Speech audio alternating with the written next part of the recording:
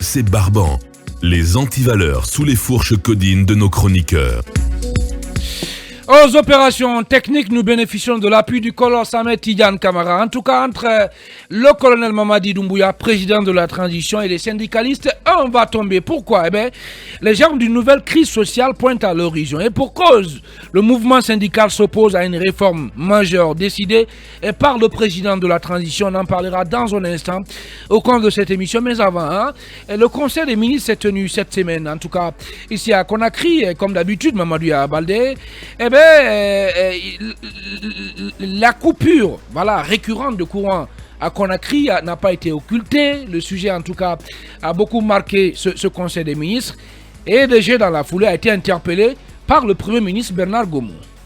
Oui, mais je voudrais très rapidement réagir sur le cas de Founike Mengue. Rapidement, juste quelques mots. Je voudrais dire tout simplement que la détention prolongée de Founike Mengue et compagnie, c'est une violation de la DUDH du 10 décembre 1948, la Déclaration universelle des droits de l'homme, la Déclaration universelle des droits de l'homme adoptée en 1948. C'est aussi une violation de la Charte africaine des droits de l'homme et des peuples, mais c'est aussi une violation de la Charte de la transition. C'est une violation du pacte international relatif aux droits civils et politiques de 1966. Il faut le dire. Donc la Guinée a souscrit à ces textes-là. Si on ne peut pas les respecter, je pense que ce n'est pas du tout normal et il faut le dénoncer. Et comme les gens l'ont dit, je pense qu'aujourd'hui ce sont des prisonniers de quelqu'un. Ils l'ont dit l'autre fois lors de leur dernier communiqué. Et il faut le dénoncer. Ce sont des prisonniers d'opinion aujourd'hui dans notre pays. Alors, pour revenir sur les coupures, c'est quand même récurrent. Nous sommes à Conakry, nous voyons ce qui se passe, mais c'est inacceptable. Donc, à chaque fois, ces coupures sont devenues vraiment récurrentes. Et vous voyez, même le peu de temps que le courant vient, nous voyons c'est un courant qui n'est pas de qualité, qui occasionne tellement de problèmes dans les maisons. Je pense qu'il faut quand même revoir cette situation-là et parfois aussi il faut du respect un peu pour les Guinéens. Sinon, quand il y a des problèmes, au moins, il faut communiquer, il faut faire des annonces. Oui, mais je communique.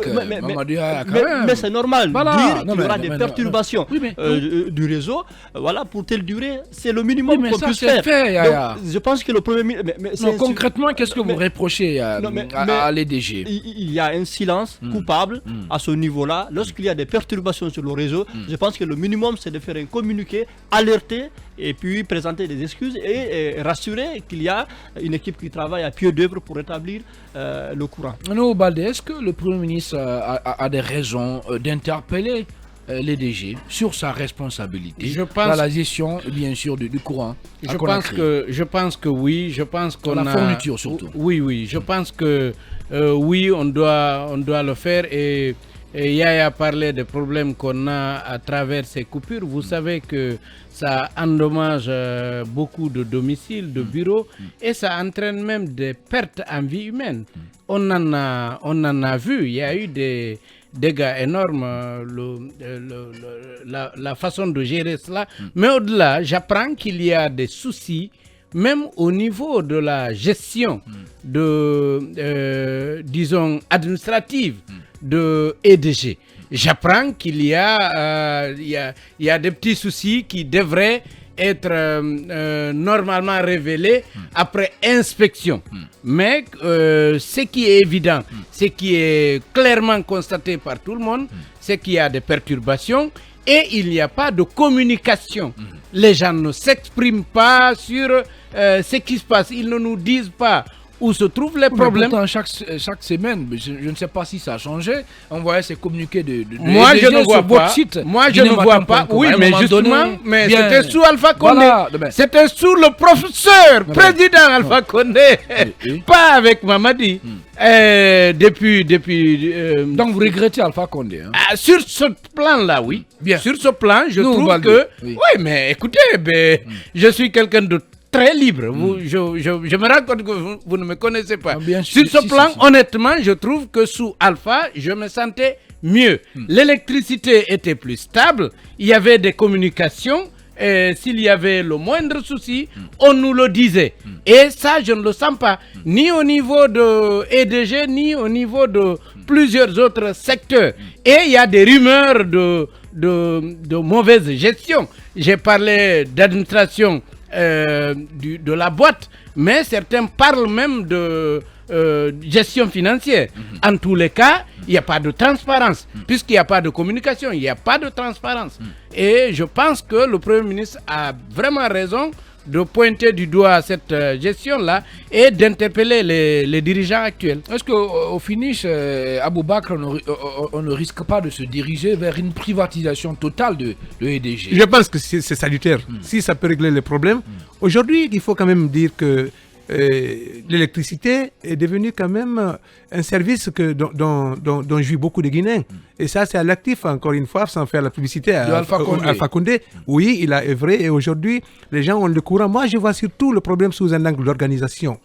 Quand vous prenez des secteurs, quand il y a coupure d'EDG d'électricité, le courant vient souvent avec des tensions. On vous envoie parfois du 320 volts et ça détruit tout.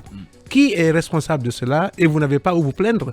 Et il y a des quartiers, laissez-moi vous dire qu'il y a des quartiers. Toujours indexer vos installations directement. Alors que et souvent, c'est eux, ils t'envoient la haute tension parfois.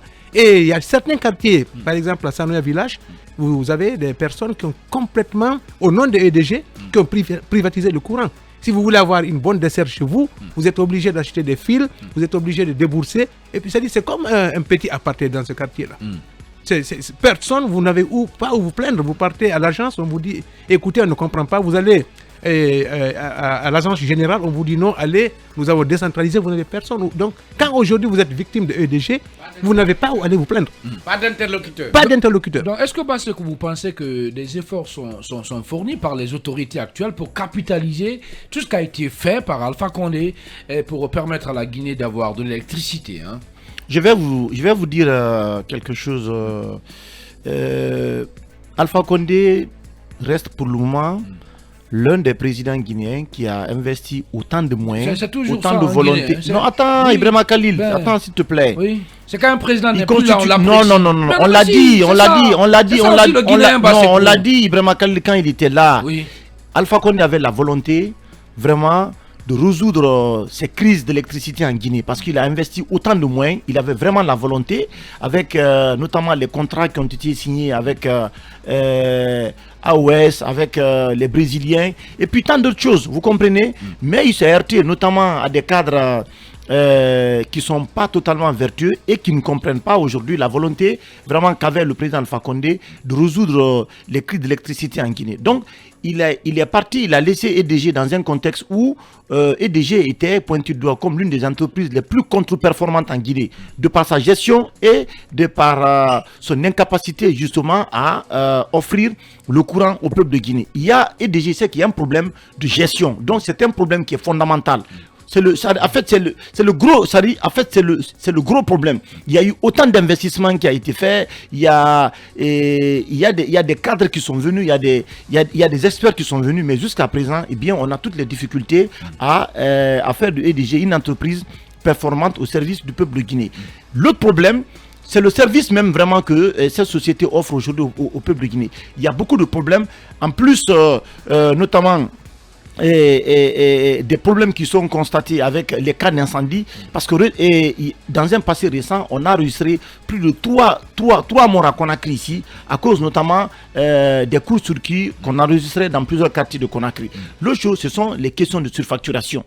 Il y a des problèmes également à ce niveau, il y a des branchements clandestins. Je pense que jusqu'à présent, la Guinée ne s'est pas encore dotée de moyens de politique pour pouvoir régler définitivement qu'on appelle la question énergétique en Guinée. Et EDG constitue un véritable problème autour de ça. Les gens se plaignent dans les quartiers, il y a des coupures intempestives en ce moment, ça c'est un deuxièmement.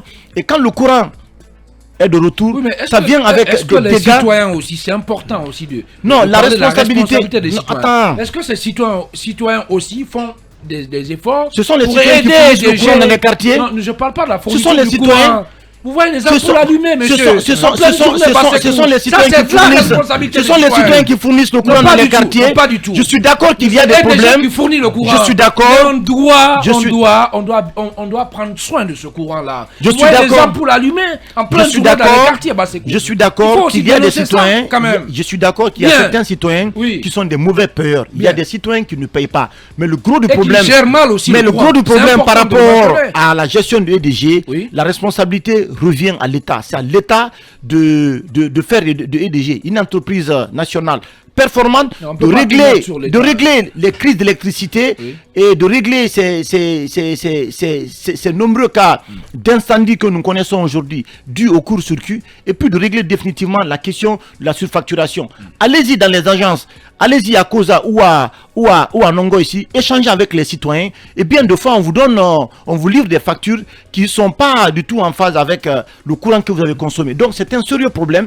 La question de EDG aujourd'hui mérite une réflexion nationale. Si on n'a pas les solutions appropriées ici, il y a des pays dans la sous-région ici, même en Afrique, qui ont réussi vraiment dans ce domaine. Je pense que il faut se rendre dans ces pays pour voir comment on a pu régler définitivement la question du courant. Mais ça fait plus de 20 ans qu'on est dans ça. Il y a des investissements importants qui ont été faits dans le secteur énergétique en Guinée. Il y a des barrages qui ont été construits. Mais en réalité aujourd'hui, le problème encore reste. Non, en fait, c'est que le problème reste. Pourquoi avec autant d'investissements, avec toutes les volontés que nous avons connues ici, la crise d'électricité perdure en Guinée? Ça met une réflexion nationale, et le CNRD est mieux placé aujourd'hui pour essayer de voir notamment qu'est-ce qu'il faut faire pour que la question énergétique soit vraiment définitivement réglée en Guinée. Ibrahim Sow, est-ce que vous pensez que le problème il est forcément lié à la gestion de l'EDG? Non, pas du tout. Bien. Pas du tout. Oui. Je vais Parce vous que finalement, c'est pas un problème de vision, de volonté politique. Je me suis amusé à comprendre ce qui se passe sur le terrain. Mais j'avoue que ce matin, je vais dire pauvre EDG. Parce que le Premier ministre, avant de s'en prendre à EDG, il y a un ministre de l'énergie et hydraulique dans ce pays qui connaît le problème. Comment il s'appelle déjà? Bon, je crois que c'est un certain Souma désormais qui est de ce côté. Oui. Mais le Premier ministre n'a qu'à quand même se référer à son homologue du gouvernement avant de s'en prendre à EDG. Je vais vous rappeler quelque chose. Il y a des secteurs de Kaleta et de Swapiti aujourd'hui où des Guinéens n'ont pas accès. Ce sont les Chinois qui pilotent ces secteurs. Le gouvernement est au courant. Donc la Guinée, non, pas le nationalisme. Non, écoutez, Khalil, vous avez posé une question. On parle pour les auditeurs. Je dis ce que je sais. Je ne peux pas. Si EDG était seul responsable, vous savez que je vais le dire. Mais je dis ce que je sais. Il y a des secteurs à Kaleta et EDG aujourd'hui où des Guinéens n'ont pas accès. C'est les sociétés chinoises qui ont été mises en place pour gérer encore le courant de la Guinée. Mais en quoi c'est un problème? C'est ça ma question. Suivez mon explication. Ne vous pressez pas. Oui. Est-ce que vous savez que EDG, l'État guinéen achète le courant aussi à Kaleta? Vous le savez? On ne vous le dit jamais. On achète le courant que Kaleta produit et on pense que c'est un barrage guinéen. C'est déjà un problème. Dans notre propre pays. Mais bien sûr, le courant qui est acheté par l'État est revendu aussi à un autre prix. Acheté plus cher, revendu à un autre prix. Mais on ne le dit pas. Deuxièmement, oui, non, Emma, il n'y a pas de communication. Contrat de gestion. Oui, mais il n'y a pas de communication par rapport à ça. Et à combien c'est acheté, combien c'est vendu, on ne le dit pas. Les populations lambda ne le savent pas. Deuxièmement, Khalil, aujourd'hui, il y a des travaux quand même en cours. C'est là où EDG pêche un peu parce qu'il n'y a pas de communication par rapport aux travaux. Allez un peu vers Sonfonia et autres quartiers. Les installations sont vétustes. Il y a des travaux qui sont réalisés, ce qui fait que la plupart du temps, il y a des coupures. C'est le même discours. C'est le même discours. Non, mais je vous dis que tout le temps, c'est ce qu'on dit, les installations de EDG sont vétustes. On fait des investissements importants pour acheter du matériel, mais je vous dis que c'est une question de mauvaise gestion. Le problème de EDG, c'est une question de mauvaise gestion. C'est-à-dire qu'il faut qu'il y ait une solution radicale pour changer complètement la gestion au niveau de EDG. Mais on ne peut pas continuer à investir des millions de dollars pour la gestion. On ne peut pas continuer à investir des millions de dollars pour que la Guinée soit pour que la question énergétique soit définitivement réglée. Bien. Et qu'à tout moment, qu'on vienne nous sortir des arguments pour dire que non, ce sont les installations qui sont vétustes. Non, il y a ceci, il y a cela. Bien. Je pense que c'est un éternel recommencement. Et on est dans ça. C'est comme aujourd'hui la question des infrastructures routières en Guinée. On fait autant d'investissements et à moins de 5 ans, eh bien, vous vous retrouvez avec des routes qui sont complètement défoncées. Bien. C'est quand même difficile, c'est inadmissible. Bien. Je suis d'accord avec vous, j'allais en venir parce que j'ai pas pour vocation de maquiller un passage. La mauvaise gestion, Ça c'est poule, une hein. réalité. Je vais vous rappeler aujourd'hui, la nouvelle direction des DG, j'ai fait des investigations, a eu à régler des petits problèmes. La question de lampadaire, le projet de lampadaire, il y a eu des périmètres à Conakry qui ont bénéficié, un petit périmètre d'un marché de plus de 50 milliards par rapport aux lampadaires qui n'en valaient pas le coup. Et aujourd'hui, ces marchés ont été revus. On a compris que des gens se beurraient dedans et la nouvelle direction de DG a corrigé pour ne même pas payer la moitié des sommes investies. Il y avait à l'époque des gens qui bouffaient l'argent. C'est ça aussi la réalité. Mais la nouvelle direction est confrontée également à des problèmes. Et aujourd'hui, le gouvernement est au courant de cela. Ce que je reproche à EDG, c'est le manque de communication. Mais la direction a hérité d'une situation que le ministère connaît, vous savez, et de tous les temps. Non. De tous les temps. Non, de tous les temps. fait, Je voudrais qu'on interpelle plutôt le ministre de l'énergie ou de l'hydraulique qui en sait quelque chose. Et mieux que cela, vous savez que la démographie est galopante. La consommation augmente tous les jours. Donc l'État donne suffisamment de moyens et contrôler ceux qui gèrent le courant. On demande tous à EDG de communiquer par rapport à ce qui se passe. En clair, parce que de en ce clair, côté, Lincoln. le problème est entier. En clair, À commencer par les barrages. Attendez, en clair, Oui. en qui il faut imputer cette responsabilité? Je pense d'abord c'est le ministère. Les barrages construits, il y a des problèmes qu'il faut régler. Parce que si j'apprends encore que ces barrages sont pas gérés par des Guinéens, il y a des secteurs de ces barrages Sortez où des de Guinéens son n'ont pas accès. nationalisme, Lincoln, quand même. C'est pas le nationalisme. Moi, je ne sais pas où se trouve le problème dans ça. Khalil, le problème, non, pas si du le tout. barrage Les est Guinéens guinéen. ont montré leurs limites. Non, pas du tout. Non, mais leurs limites Non, dans pas la du gestion tout. de la Pas chose du publique. tout. Vous l'avez On dit. connaît le problème, Ouais, non, mais je suis on ne veut désolé, pas hein. régler. Non, pas du puisque tout. Non, c'est non. les sociétés chinoises qui alors, continuent à gérer le courant pour la Guinée, Oui. on n'a pas accès à ce courant. Parce qu'on est incapable de le faire. Apprenez-vous à On ceux est qui ont mis en incapable place. de le faire, Lincoln. Non, on n'est pas incapable. Non, mais si. Mettez, Non, mais là, on est incapable mettez- de le faire. Non, pas du tout. Mais, Pas allez. du tout, Khalil. Non, mais- le ministre. moi, je ne vous suis pas, hein. Non, Je ne vous suis pas. Le PM Mais pas du devrait. tout. Non, Khalil. Non, Khalil. sortez-nous bien. Khalil, Sortez faut pas le me suivre. nationalisme. Non, pas le nationalisme. Ben, Khalil. oui. Il y avait assez de Guinéens. Oui. Si le gouvernement Ne faites pas sait du Kenny aujourd'hui Seba que- quand même, hein. Non, mais Khalil. Allez-y, oui. Si je ne parle pas, je me tais. D'accord. Si le gouvernement sait que notre barrage, qu'à l'État ou soit petit, c'est pas nous qui gérons, on n'a pas accès à ces barrages, mais qu'on trouve le problème. Pourquoi Lincoln. notre société gère, en tout cas, le courant de la Guinée, Lincoln. et que la Guinée ne peut pas avoir ce courant. Lincoln, C'est très important. depuis 1958, ce sont les Guinéens qui gèrent ce pays. Qu'est-ce qui a changé, Lincoln? Et sortez de son nationalisme à un moment donné. Khalil, Ben voilà. C'est que je ça dis. servi à quoi? Non, Ben, vous ne comprenez pas. quand même, hein. C'est pas de nationalisme. Allez. Mais je suis désolé que le Premier ministre Oui. s'en prenne à EDG pendant qu'il connaît le problème. Bien, rapidement. Le chef service. est plus ancien que le ministre de l'énergie. Non, mais le ministre est le patron. Bien. Quand même. Non, mais D'accord. il est plus. C'est Allez, une nouvelle direction. allez. Il y a le patron, le Premier ministre connaît le problème. On peut régler. Bien, rapidement, nous, au Baldé, une mise au point. Je pense que il y a souvent eu des soupçons de détournement au niveau de EDG. Et on le disait sous Alpha Condé, sous Lansana Conté même, on disait que c'était presque une caisse noire. Sous Alpha Condé, on sait qu'il y a des cadres qui ont été soupçonnés de malversation au niveau de leur gestion et qui n'ont jamais été poursuivis. Vous vous souvenez du cas de Abdoulaye Keïta, par exemple? Il avait été publiquement dénoncé, mais jamais une poursuite n'avait été engagée parce qu'on disait qu'il était un bon militant du parti. Le bébé gâté aussi. Et donc les mêmes rumeurs Oui. continuent. Vous vous souvenez des interpellations qu'il y a eu, des détournements même, le gonflement de salaire, la rétrocommission et beaucoup d'autres choses. Je pense qu'il y a des problèmes au niveau de EDG et l'État devrait investiguer. Le Premier ministre doit à mon avis, continuer dans ce sens. Mais il y a eu un audit. Il y a eu un audit ici au niveau de EDG. Oui, mais il y a sur pas Alpha Condé, il y a eu un audit. Et ça avait donné quoi? Ça avait donné non, quoi? En fait, il y a eu un audit, mais simplement, on n'a pas pris en compte les recommandations mais issues justement, de cet audit-là. Il y a eu un travail sérieux qui a été fait. Merci beaucoup. On va avancer, oui. Emmanuel Minimono, qu'est-ce qu'il faut, bon sang? Est-ce que, je reviens sur la question, il faut imputer la responsabilité de cette situation-là, disons, aux dirigeants actuels de l'EDG ou, voilà, au ministère? Je pense sincèrement que le problème se trouve à EDG. Il ne se trouve pas au ministère de l'énergie, il ne se trouve pas auprès de l'État. Parce que sinon, en 10 ans, quand vous regardez par exemple qu'à l'État a 240 MW, évidemment les techniciens vont me dire qu'il ne fournit pas toute sa capacité, mais toujours est-il que nominativement, c'est une capacité installée de 240 MW. Soit petit, c'est 450 MW. J'ai additionné, ça vous fait 690 MW. 690 MW pour une population qui a accès à l'électricité, qui a à peine 40% de la population, en 10 ans, c'est extraordinaire. Mais Emma, vous dites qu'il y a des déperditions aussi. Non, je suis à la production pour l'instant. Alpha Condé a fait, on va dire clairement, c'est un miracle. En 10 ans, 690 MW, c'est un miracle, à la limite.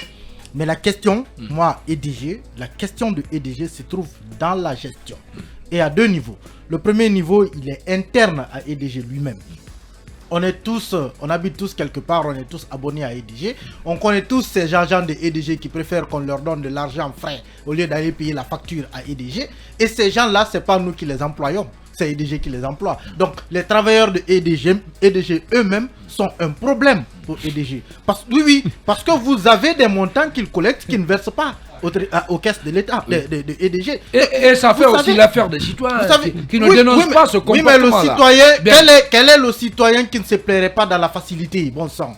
Quel est le citoyen? Aujourd'hui, normalement, il faut quand même suivre ceci. Vous et moi, nous n'allons pas faire cela. Vous et moi ne ferons pas cela. Moi, je ne le fais pas en tout cas. Je ne le fais pas.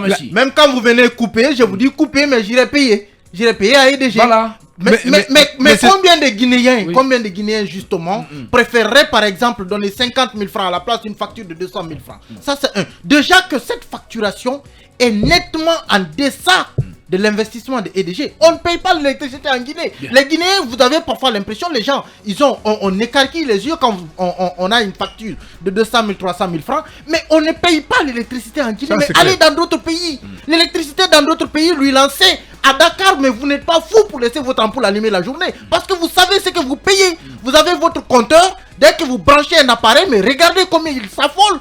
Et vous savez que ça, c'est pas quelqu'un qui va vous dire je vous colle tel montant. Non, votre compteur, il vous indique ce que vous consommez à la minute, à la seconde près. Et en Guinée, combien de Guinéens ne veulent même pas de compteur chez eux? On ne veut pas de compteur. Quand le programme d'installation de compteur a démarré ici, les gens sont sortis dans la rue. On a brûlé des installations de EDG parce que EDG veut installer des compteurs. Tout cela, ça c'est le problème. Donc, qui est lié. Finalement, nous sommes. Non, nous sommes. On va se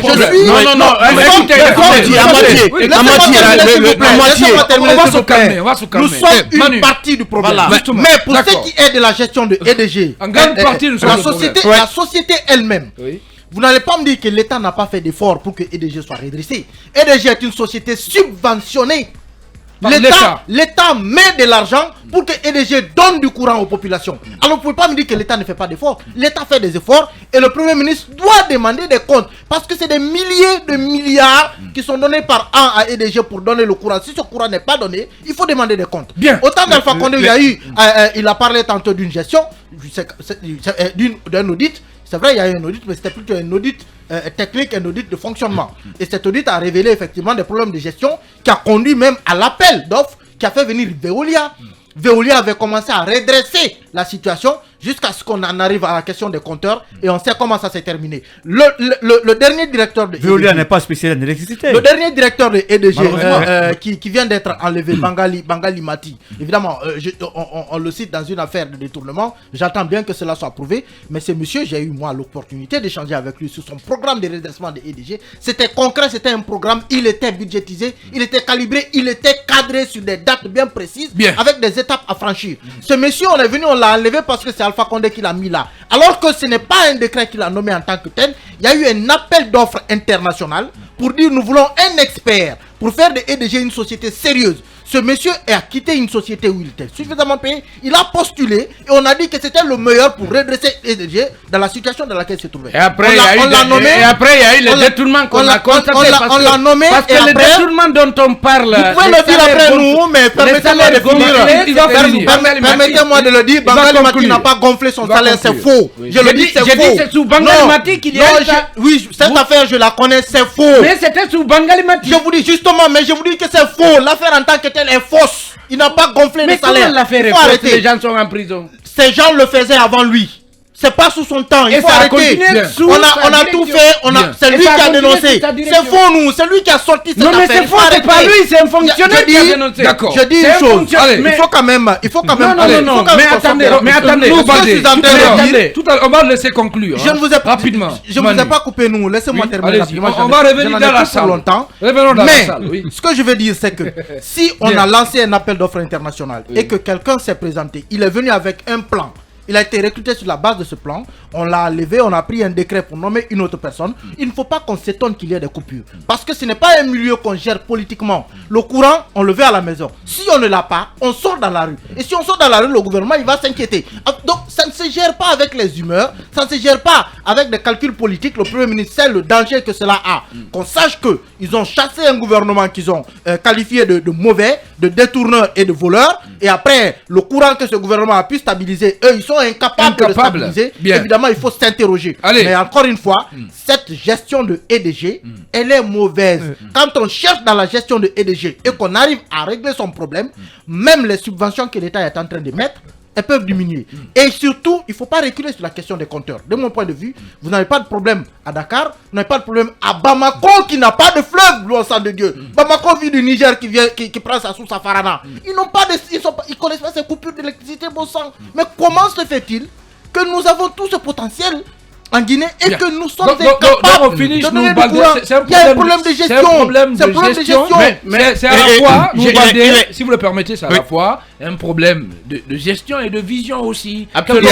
J'ai commencé par parler de ce problème de gestion lors de ma première intervention. J'ai pointé du doigt cette gestion. J'ai encouragé qu'il y ait un audit autour de cela. Mais en même temps, il faut relativiser ce que Emmanuel disait sur Bangali Mati. C'est sous sa direction que des fonctionnaires... Attendez, je vous explique une chose, puisque il y a des auditeurs qui nous suivent et qui connaissent l'affaire. C'est des fonctionnaires qui ont reçu des salaires gonflés. On leur a demandé de faire une rétro-commission, de rendre une partie du salaire, puisque ce qui se faisait, c'est que je ne sais pas combien vous recevez. Si vous recevez 15 millions, on vous envoie 20 et on vous demande de garder, en plus des 15, d'ajouter 2, ça vous fait 17, et de rendre les 3 au réseau mafieux qui était en train de détourner. Il y a 2 fonctionnaires. Donc ce réseau était parrainé par... Non, j'ai dit qu'il y a un réseau. Par ce monsieur. Il y avait Bangali qui a démantelé. Mais il y a un réseau. Il y a un réseau. C'est lui qui a démantelé au niveau de EDG. 2 fonctionnaires. Nous, on a écrit des articles sur ça, pas personnellement moi, mais des journalistes de Guinée Matin. Moi, j'ai eu l'occasion d'échanger avec lui. Des journalistes de Guinée Matin sont allés échanger avec des fonctionnaires de EDG qui ont dit, en fait, les fonctionnaires ont dit, moi, le salaire que je reçois, je ne le rends pas, puisque c'est mon salaire qu'on a dû m'envoyer. Si on l'a gonflé, réglez ça entre vous. Et les gens ont eu des problèmes, puisque les deux jeunes, ils sont, apparemment c'était des jeunes, ils ont résisté, ils ont dit qu'ils n'ont rien demandé. Si on leur envoie un salaire, ils nous restituent aucun franc. Bien. Et le réseau a été démantelé à ce niveau. Je voudrais préciser une chose. Il s'attaque aussi aux citoyens qui refusent les compteurs. Moi, sincèrement, Khalil, moi je comprends ces citoyens. N'est-ce pas la solution? Mais laissez-moi finir, s'il vous plaît. J'ai dit que je comprends ces citoyens. Oui. Il parle du Mali, du Sénégal. Non, et d'ailleurs, il n'y a pas une centaine de personnes. Vous comprenez le refus des citoyens? Mais laissez-moi finir. Bien, de souscrire. On est en train de nous projeter des listes où des enfants, des responsables sont accusés de détournement de plusieurs milliards de nos francs. Et c'est eux qui nous demandent de serrer la ceinture de payer normalement l'électricité de Guinée, de payer normalement l'eau qu'on n'a pas. Ça n'a rien à voir. Ça n'a rien à voir. Mais honnêtement, ça n'a rien à voir. Mais honnêtement, c'est détournement. Pas du tout. C'est détournement pas parce que votre quartier ne fait pas son boulot. J'ai dit que ça ne s'arrête pas. Vous n'avez pas payé le loyer. La troisième opinion que je voulais donner, quand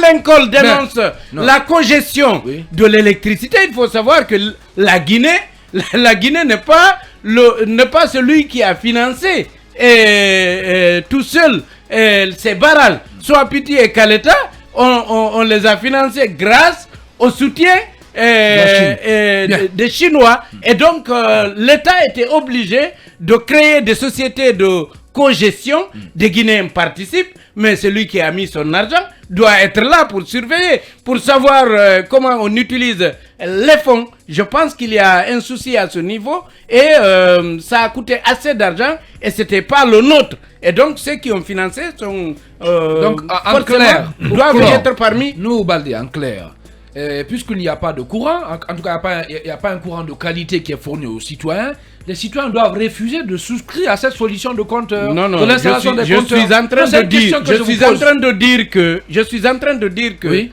Le problème, à mon avis, il est au niveau de la gestion. Il faut qu'il y ait une gestion saine de l'électricité de Guinée. Par rapport au paiement, effectivement, j'ai appris que l'État subventionne, mais il n'y a pas que ce seul domaine où l'État subventionne. Il n'y a pas que ce seul domaine où il y a des problèmes. Et malheureusement, on nous montre tous les jours que ceux qui nous dirigent sont là en train de pomper le peu d'économie qu'on a. On a des gens qui sont accusés de détournement et d'autres qui les accusent. Sous le magistère de Doumbouya. Et d'autres qui les accusent mais qui refusent eux-mêmes de déclarer leurs biens et qui se comportent comme les anciens. Pour le moment, on n'a pas de preuves. C'est ça aussi. Hein. C'est aussi facile que ça. Sous Alpha, on n'avait pas de preuves. Et aujourd'hui, Charlotte nous dit qu'il y a des... Non, sous Alpha, on a vu les Nabayaguettes. Voilà, et puis maintenant, là, sous le magistère de Doumbouya, il y a eu des cadres qui ont été limogés et poursuivis. Vous vous rendez compte qu'il n'y a pas eu de volonté. Il n'y a pas eu de preuves à l'époque. Je te dis, je te regarde dans les yeux. Je te dis, sur Alpha Condé, il n'y a pas eu de volonté politique pour mettre fin à l'impunité, au détournement de fonds dans ce pays. D'accord. Voilà, c'est après Doumbouya, c'est quand Doumbouya est venu, on a constaté l'ampleur aujourd'hui des détournements de fonds dans ce pays-là. Honnêtement, ce pays-là a été siphonné. Il faut attendre on a siphonné l'argent de ce pays. Il faut attendre l'après Doumbouya pour savoir comment le pays a été géré pendant cette transition. La même chose reviendra. Attendez, quand même, on est d'accord sur un point. Oui, voilà, Nabayaguette n'a pas été limogé, il n'y a pas une action judiciaire, tout ça. Il y a une solidarité gouvernementale autour de lui. Mais c'est qu'on sait, sous le magistère de Mamadi Doumbouya, il y a eu des cadres là qui ont été limogés, poursuivis. Ça s'est passé là récemment. Et ça s'est passé. C'est quelque chose d'important. Oui, mais il faut souligner ça quand même. Pour les délits économiques, il faut dire que Mamadi Doumbouya et son équipe, ils sont en train de faire un bon travail. De gros efforts. Ils font des efforts. Moi, je reviens au cas, si vous le permettez, le cas de l'électricité. Les barrages, les solutions à la base. Il faut que les Guinéens apprennent à économiser l'électricité, c'est important. Et les ampoules sont allumées partout, vous le voyez. L'autre fois, j'étais parti payer ma facture d'électricité dans une des agences EDG ici. La dame me dit qu'elle a un découvert de près de 8 milliards qu'on lui demande de payer parce que les gens ne payent pas l'électricité. Elle a des problèmes de recouvrement et à la base, les personnes qui vont se charger du recouvrement sont, comme le disait tout de suite Emmanuel, ils viennent, ils négocient beaucoup plus avec les citoyens et puis ils empochent l'argent. Mais le problème de l'électricité aussi, regardez, quasiment depuis toujours, c'est un problème politisé. Le barrage Garafiri, il a été inauguré ici par Jacques Chirac et fait Lansana Conté alors qu'il n'était pas fini. Est-ce que des personnes qui sont à la tête de ces institutions, les ministres qu'on choisissait, les responsables des DG qu'on choisissait, étaient-ils des militants ou des spécialistes? Voilà le problème. C'est un problème de fond. Mirador Mix se poursuit.